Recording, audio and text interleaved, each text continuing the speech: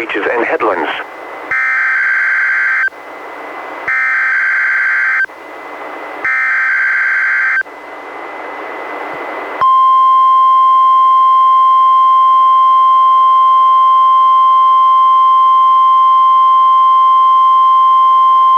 This is the National Weather Service Office in Portland, Oregon.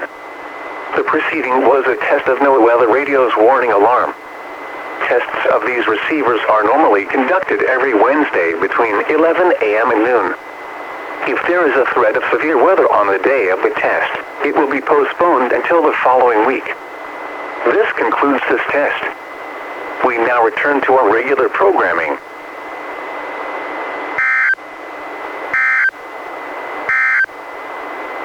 Forecast for the South Washington coast, today, rain.